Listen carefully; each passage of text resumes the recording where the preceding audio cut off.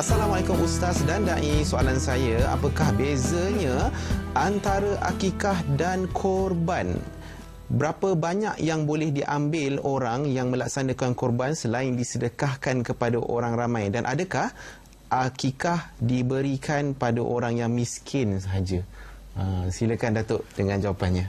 Ya, terima kasih kepada yang bertanya.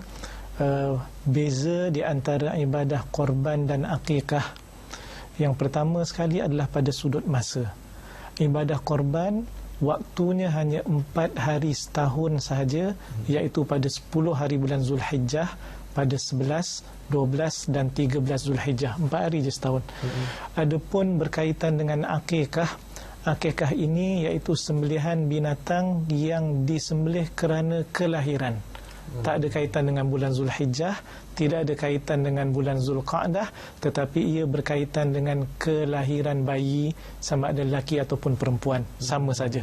Kemudian yang keduanya pada sudut masakan ataupun tidak dimasak. Daging korban kita akan sedekahkan dalam keadaan mentah. Adapun daging akikah sunat untuk disedekahkan dalam keadaan sudah dimasak. Yang ketiga, perbezaan antara akikah dan juga korban ialah daging akikah ataupun binatang sembelihan akikah itu kalau nak dimasak, sebagaimana kita sebutkan tadi, sunat agih dimasak, sunat untuk tidak dipotong-potong bahagian tulangnya, melainkan disendi. Adapun daging korban, yang ini tidak ada hukum ataupun syariat yang menyebut tentang tidak boleh dipotong ataupun boleh dipotong. Ini perbezaan. Berkaitan dengan kita nak serahkan kepada orang ramai ataupun disedekahkan kepada orang ramai, adakah akikah diberikan kepada orang miskin sahaja? Jadi salah satu yang berbeza juga dikaitkan dengan antara ibadah korban dan juga akikah ialah kalau ibadah korban mesti kita berikan kepada fakir miskin. Kerana Allah Ta'ala menyebut dalam Al-Quran, fakulu minha wa at'imul qani'a wal mu'tar, dalam surah Al-Hajj ayat yang ke-36. Makanlah sedikit daripadanya dan kemudian berilah kepada orang yang meminta-minta ataupun yang tidak meminta-minta. Adapun akikah ini kita masak kemudian kita jamu orang ramai, yang ini tidak disyaratkan. Cuma kalau ada tetamu daripada fakir miskin itu lebih afdal. Tetapi korban tadi seakan-akan bila ayat itu disebutkan dalam surah Al-Hajj tadi, bahagian untuk fakir miskin mesti ada. Sebab itu Al-Imam An-Nawawi meninggal pada tahun 767 Hijrah, dalam kitab Majmu' menyebut bahawa yajibut tasadduq bi syai'in yutlaqu alaihi al-ism, wajib untuk disedekahkan apa-apa ataupun sedikit daripada korban itu, apa-apa yang boleh mencapai maksud sedekah.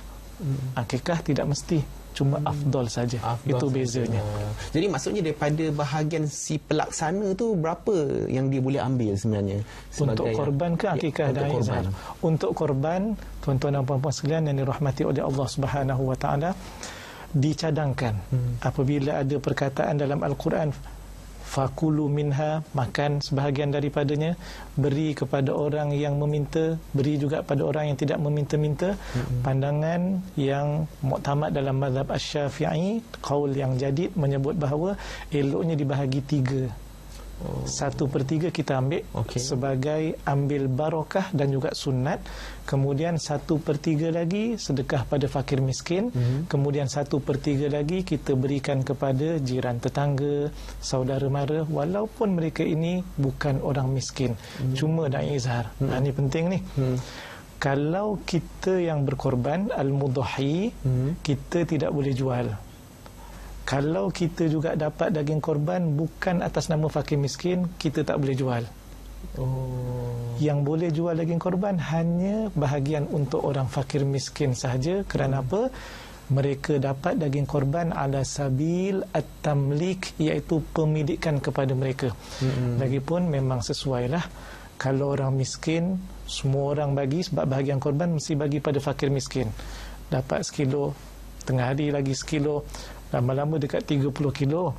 Jadi sebab itu mereka dibenarkan oleh syarak untuk menjual daging korban itu supaya boleh dapat duit.